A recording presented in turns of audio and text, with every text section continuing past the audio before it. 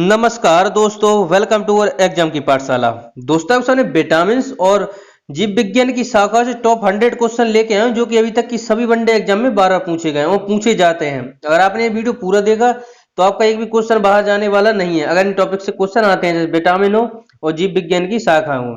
चलिए अब करते हैं वीडियो को स्टार्ट। वीडियो को लास्ट तक देखिएगा। अगर आप चैनल पर नए हैं तो चैनल को जरूर सब्सक्राइब करिएगा और आप इसका पीडीएफ चाहते हैं तो पीडीएफ के लिए टेलीग्राम पर एग्जाम की पाठशाला को जरूर ज्वाइन करें। वहां पर मैं इसका पीडीएफ दे दूंगा तो आप वहां से पीडीएफ से भी रीड कर सकते हैं इसको।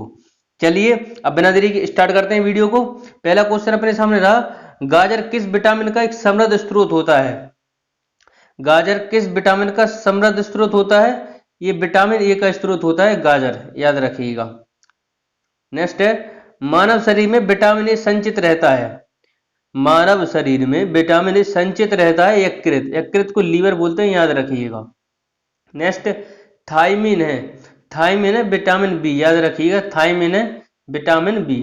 नेक्स्ट जिस विटामिन में कोबाल्ट होता है वह है विटामिन बी 12, याद रखिएगा, जिस विटामिन में कोबाल्ट होता है वह है विटामिन बी 12, याद रखिएगा। नेक्स्ट क्वेश्चन को चलते हैं। नेक्स्ट क्वेश्चन है अपना, बच्चों में अंगों की अस्थियां मुड़ जाती हैं यदि कमी है विटामिन डी की, याद रखिएगा। बच्चों में अंगों की अस्थियां मुड़ जाती हैं यदि कमी है विटामिन डी की। और विटामिन डी किससे प्राप्त होता है? तो सूर्य से प्राप्त होता है विटामिन डी, याद रखिएगा। नेक्स्ट क्वेश्चन, विटामिन बी2 का अन्य नाम है राइबोफ्लोविन, याद रखिएगा, विटामिन बी2 का अन्य नाम है राइबोफ्लोविन, याद रखिएगा। नेक्स्ट क्वेश्चन, एक कठोर परिश्रम करने वाले पुरुष की दैनिक ऊर्जा की आवश्यकता होती है, ये होती है 4000 कैलोरीज, याद रखिएगा। एक कठोर परिश्रम करने वाले पुरुष की दैनिक ऊर्जा की आवश्यकता होती है, यह है 4000 कैलोरीज। नेक्स्ट है साइनोकोलोविन, साइनोकोबोलिन, ये विटामिन है विटामिन बी 12, याद रखिएगा। साइनोकोबोलिन है ये विटामिन बी 12, याद रखना इसको। नेक्स्ट विटामिन जो खट्टे फलों में पाया जाता है और चर्म स्वस्थ रखने के लिए जरूरी होता है, यह है विटामिन सी, याद रखिएगा। खट्टे फलों में पाया जाता है विटामिन सी। और विटामिन सी की प्रचुर मात्रा में स्रोत की बात करें तो ये होता है आंवला में, याद रखिएगा। विटामिन सी का सबसे उत्तम प्रचुर मात्रा में पाया जाता है तो आंवला में, याद रखिए। 12 पूछा जाता है एक क्वेश्चन।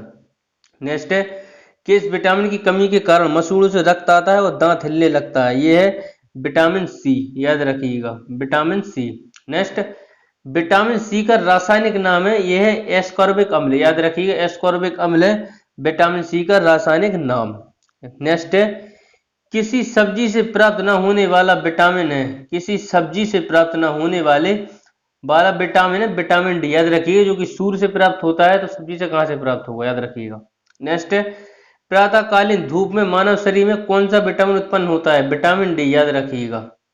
नेक्स्ट क्वेश्चन, मछलियों के यकृत तेल में किसकी प्रचुरता होती है? विटामिन डी की, याद रखिएगा, विटामिन डी की आवश्यकता होती है। नेक्स्ट क्वेश्चन है अपना, विटामिन डी के उत्सर्जन में क्या पाया जाता है? विटामिन डी के उत्सर्जन में क्या पाया जाता है? सर्जन में क्या पाया जाता है? कैल्सीफेरॉल, याद रखिएगा, विटामिन डी के सर्जन में क्या पाया जाता है? कैल्सीफेरॉल। नेक्स्ट है विटामिन ई, विटामिन ई विशेष किसके लिए महत्वपूर्ण है? तो लिंग ग्रंथियों में समानता क्रिया के लिए, लिंग ग्रंथियों में समानता क्रिया के लिए। और विटामिन डी के सर्जन में क्या पाया जाता है? तो कैल्सीफेरॉल। और विटामिन ई की विशेष किसके लिए महत्वपूर्ण है? लिंग ग्रंथियों की सामान्य क्रिया में, याद रखिएगा। नेक्स्ट क्वेश्चन, ये ऑब्जेक्टिव क्वेश्चन है एमसीक्यू, इसको देखते हैं। रक्त का थक्का बनाने में किस विटामिन की आवश्यकता होती है? बताइए जल्दी से इसका राइट आंसर। इसका राइट आंसर होने वाला है विटामिन के की, याद रखिएगा। रक्त का थक्का बनाने में किस विटामिन की आवश्यकता होती है? तो विटामिन के की, याद रखिएगा। विटामिन के की खोज की बात करें तो एच डैम, इंपॉर्टेंट क्वेश्चन है, CHSL का एग्जाम हुआ था उसमें पूछा गया क्वेश्चन है कि विटामिन के की खोज किसने की थी? एच डैम के द्वारा की गई थी विटामिन डी की के की खोज। नेक्स्ट क्वेश्चन, विटामिन ई का रासायनिक नाम, विटामिन ई का रासायनिक नाम है टोकोफेरॉल, याद रखिए, टोकोफेरॉल है विटामिन ई का रासायनिक नाम। आगे बढ़ते हैं नेक्स्ट क्वेश्चन। नेक्स्ट है अपना, रक्त स्कंदन में कौन सा विटामिन क्रियाशील होता है? रक्त स्कंदन में कौन सा विटामिन क्रियाशील होता है? तो विटामिन के, याद रखिएगा, रक्त स्कंदन में कौन सा विटामिन क्रियाशील होता है? विटामिन के। नेक्स्ट है, मानव शरीर में रक्त का थक्का किस विटामिन से बनता है? ये बनता है विटामिन के से, याद रखिएगा, रक्त का थक्का। नेक्स्ट क्वेश्चन, मनुष्य के नेत्रों में स्वस्थ स्वस्थ संचालन के लिए किस विटामिन का संबंध है? ये है विटामिन ए का, याद रखिएगा। मानव नेत्रों में स्वस्थ संचालन के लिए विटामिन ए का, याद रखिएगा। नेक्स्ट है सूर्य की किरणें, एमसीक्यू। एक सूर्य की किरणों में कौन सा विटामिन प्राप्त होता है? सूर्य की किरणों से कौन सा विटामिन प्राप्त होता है? तो विटामिन डी प्राप्त होता है सूर्य की किरणों से, याद रखिएगा। विटामिन सी की बात करें तो आंवले से होता है प्रचुर मात्रा में, याद रखिएगा। आगे बढ़ते हैं। नेक्स्ट क्वेश्चन है अपना रतौंधी। रतौंधी निम्नलिखित में से किस विटामिन की कमी के कारण होती है? रतौंधी निम्नलिखित विटामिन की कमी के कारण होती है? ये विटामिन ए, याद रखिएगा, जिसे नाइट ब्लाइंडनेस बोलते हैं, विटामिन ए की कमी के कारण होती है। नेक्स्ट क्वेश्चन फिर से अपना एमसीक्यू। निम्नलिखित में से किसका निर्माण हमारे शरीर में नहीं होता? ये विटामिन ए का, याद रखिएगा। हमारे शरीर में विटामिन ए का निर्माण नहीं होता, बाकी प्रोटीन, हार्मोन्स और एंजाइम का हमारे शरीर में निर्माण होता है, याद रखिएगा। नेक्स्ट क्वेश्चन को चलते हैं। नेक्स्ट क्वेश्चन अपना जिस विटामिन में कोबाल्ट पाया जाता है वह है, वेरी वेरी इंपॉर्टेंट क्वेश्चन है। कोई वनडे एग्जाम उठा के दिख लिया आपको मिल जाए क्वेश्चन। जिस विटामिन में कोबाल्ट होता है वह है विटामिन बी12, याद रखिएगा। विटामिन बी12 में कोबाल्ट पाया जाता है, याद रखिएगा। नेक्स्ट क्वेश्चन को चलते हैं। नेक्स्ट क्वेश्चन है अपना एमसीक्यू। निम्नलिखित विटामिन में से कौन सी किसी तत्व या स्पर्म को पर्याप्त अवधि तक याद रखने में सहायक होती है? तो विटामिन बी6, याद रखिएगा। विटामिनों में कौन सी किसी स्पर्म को पर्याप्त अवधि तक याद रखने में सहायक होती है? Vitamin B6. चलते हैं नेक्स्ट क्वेश्चन की तरफ। नेक्स्ट है अपना कौन सा विटामिन पानी में घुलनशील है? पानी में घुलनशील है बी.सी, याद रखिए। कौन सा विटामिन पानी में घुलनशील है? तो पानी में है बी.सी, याद रखिएगा। ये जल में घुलनशील है बी.सी, याद रखिएगा। और वसा में घुलनशील की बात करें तो A, D, E, K, याद रखिएगा। सारे वसा में घुलनशील है A, D, E, K, ये सारे वसा में घुलनशील है। और जल में घुलनशील है बी.सी, याद रखिए। क्वेश्चन 12 पूछा जाता है। नेक्स्ट है विटामिन ए की कमी के कारण होता है नाइट ब्लाइंडनेस, याद रखिएगा। इसे रतौंधी बोलते हैं, याद रखिएगा। नेक्स्ट छिली हुई सब्जियों को धोने से कौन सा विटामिन निकल जाता है? तो विटामिन सी, याद रखिएगा। विटामिन सी निकल जाता है छिली हुई सब्जियों से। नेक्स्ट गोल्डन धान में सर्वाधिक मात्रा में होती है, ये विटामिन ए की होती है गोल्डन धान में, याद रखिएगा। गोल्डन धान में सर्वाधिक मात्रा होती है विटामिन ए की। तो ये थे विटामिन से इंपोर्टेंट क्वेश्चन। अब नेक्स्ट अपना टॉपिक से जीव विज्ञान की शाखाएं।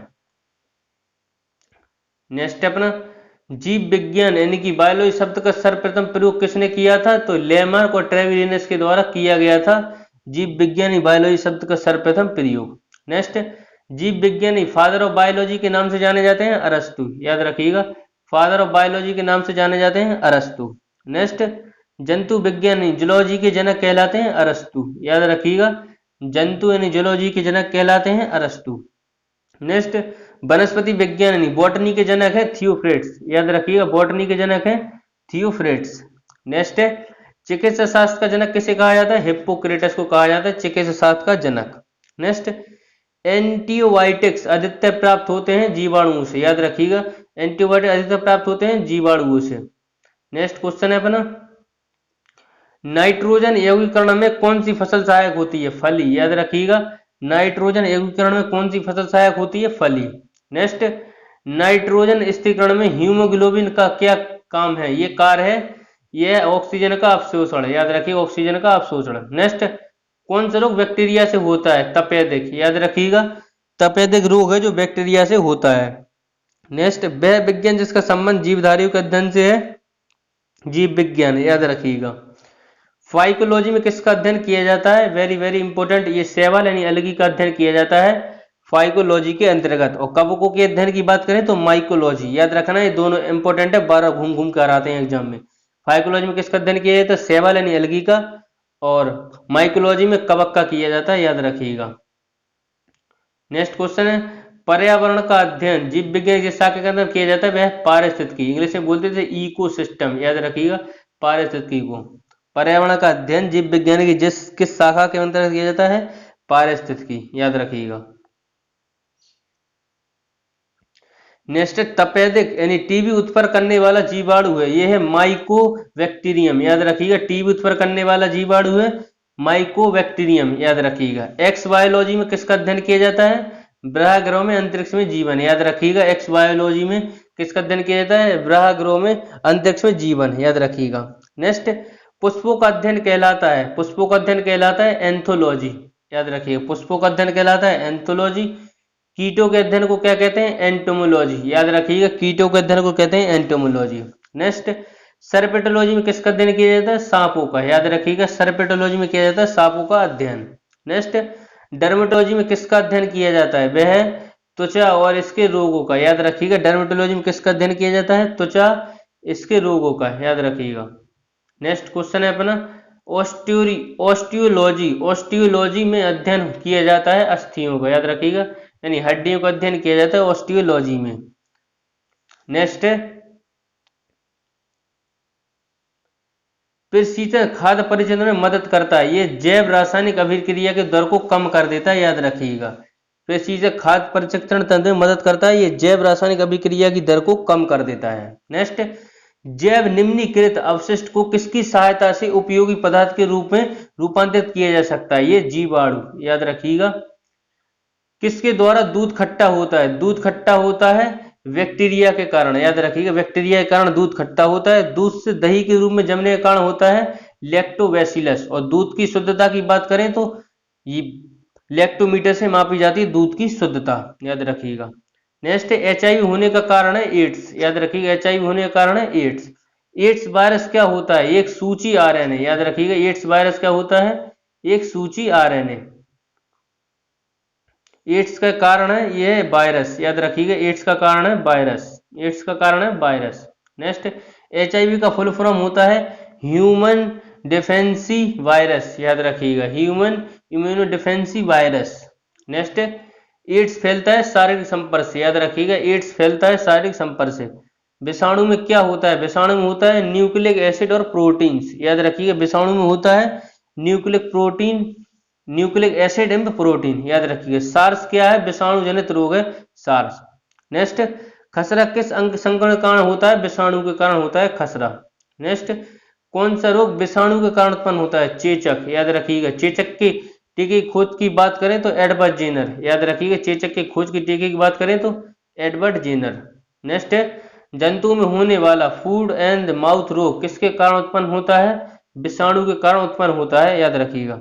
आलू में मैजिक रोग का कारण तत्व होता है विषाणु, याद रखिएगा। आलू में मैजिक रोग का कारण तत्व होता है विषाणु। नेक्स्ट, मशरूम क्या है? मशरूम क्या है? कवक है मशरूम, याद रखिएगा। प्रथम प्रतियोजी प्रतियोगी कौन था? पेनिसिलिन, याद रखिएगा। पेनिसिलिन थी। और पेनिसिलिन की खोज की बात करें तो एडवर्ड जेनर, याद रखिएगा। एथलीट फूट नामक बीमारी किससे उत्पन्न होती है? कवक से, याद रखिएगा। एथलीट फूट नामक बीमारी किससे उत्पन्न होती है? कवक से। नेक्स्ट, कौन सा एक कवक एवं उच्च पादप की जड़ों में के बीच उपयोगी कार्यात्मक संबंध को दर्शाता है? यह है माइकोराजा, याद रखिए, दर्शाता है माइकोराजा। नेक्स्ट, लाइकेन किन दो पौधों के से मिलकर बनता है? वह है कवक एवं शैवाल, याद रखिएगा। लाइकेन जिन दो वर्ग के पौधों से मिलकर बनता है वह है कवक और शैवाल। नेक्स्ट, लिटमस अम्ल क्षार सूचक प्राप्त होता है लाइकेन से, याद रखिएगा। लिटमस अम्ल क्षार सूचक प्राप्त होता है लाइकेन से। नेक्स्ट, साबूदाना किससे बनाया जाता है? साबूदाना बनाया जाता है साइकस से, याद रखिएगा। साइकस से बनाया जाता है साबूदाना। नेक्स्ट, दमा और खांसी के रोगों में काम आने वाली औषधि इन्फेड्रिन किससे प्राप्त की जाती है? ये इफेड्रा से प्राप्त की जाती है, इफेड्रा के द्वारा प्राप्त की जाती है, याद रखिएगा। एक जीवित जीवाश्म यानी लिविंग फॉसिल्स कहलाते हैं जिंकागो, जिंकागो बोलते हैं इसको। नेक्स्ट, विषाणु वृद्धि करता है जीवित कोशिका में, याद रखिएगा। विषाणु वृद्धि करता है जीवित कोशिका में। नेक्स्ट, पौधों का कौन सा भाग फूल बनाने का उत्पीड़न ग्रहण करता है? यह है पर्ण, याद रखिए। तो ये थे इंपॉर्टेंट 100 क्वेश्चन जो कि एग्जाम में 12 पूछे जाते हैं। आपको वीडियो पसंद आए तो वीडियो को एक लाइक जरूर करें। अभी तक चैनल को सब्सक्राइब नहीं किया था, अगर नए हैं तो चैनल को जरूर सब्सक्राइब करें ऐसी वीडियो का नोटिफिकेशन सबसे पहले पाने के लिए। PDF के लिए एग्जाम की पाठशाला को ज्वाइन करें। मिलते हैं नेक्स्ट वीडियो में। इसी के साथ जय हिंद, जय भारत।